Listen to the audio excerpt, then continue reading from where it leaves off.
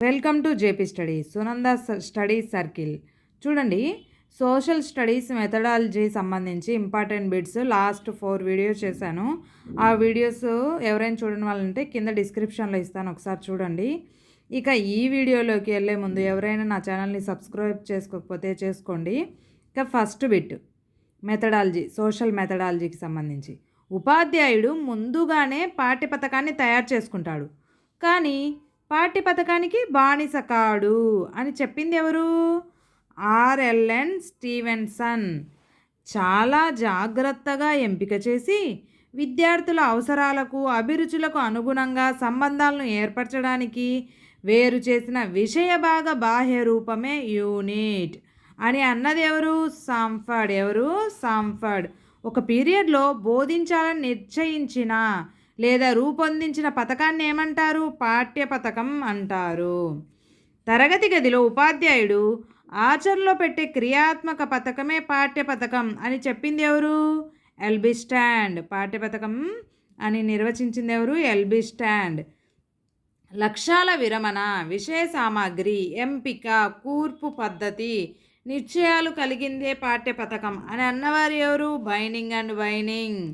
ఉపాధ్యాయుడు తరగతి గదిలో నిర్వహించే బోధన అభ్యసన కార్యక్రమాల ద్వారా సాధించే ఫలితాలు, ఆ ఫలితాల సాధనకు ఎంచుకునే మార్గాలు తదితరాలను విశదీకరించే పథకమే పాఠ్య పథకం అని నిర్వచించింది ఎవరు? చోసింగ్.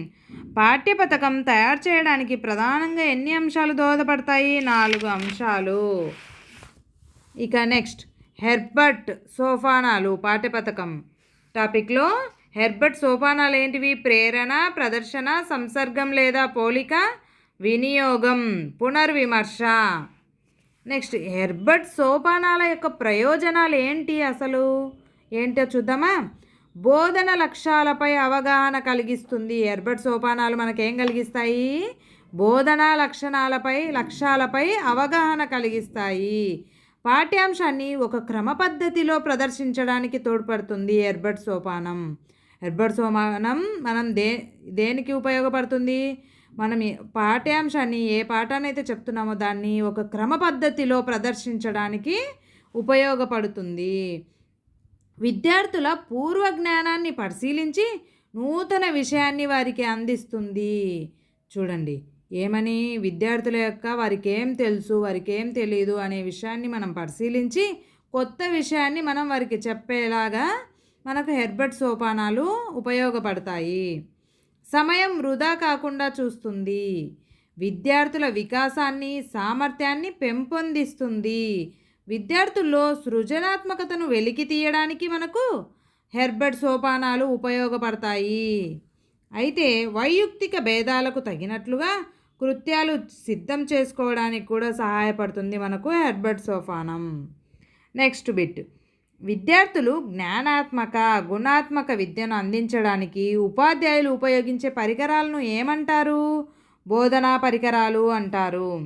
సాంఘిక శాస్త్ర బోధనలో ఉపకరణాల వినియోగాన్ని మొదట ప్రతిపాదించిన వారు ఎవరు? కోమినియస్.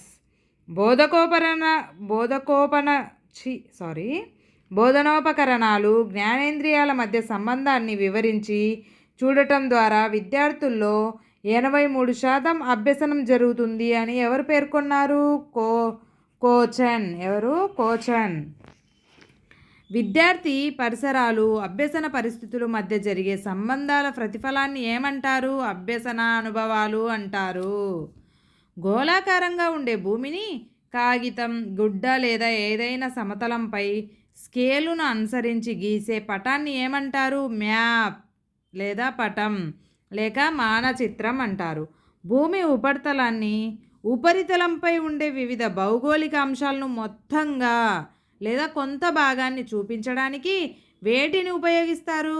మ్యాపులు ఉపయోగిస్తారు. మ్యాప్ అనే పదం ఎక్కడి నుంచి వచ్చింది? మప్ప అనే లాటిన్ పదం నుంచి వచ్చింది. అసలు మప్ప అంటే ఏమని అర్థం? చదునైంది, సమతలమైనది అని అర్థం. ఒక ప్రదేశం ఉనికిని తెలుసుకోవడానికి ఏమి ఉపయోగిస్తారు? మ్యాప్ని ఉపయోగిస్తారు.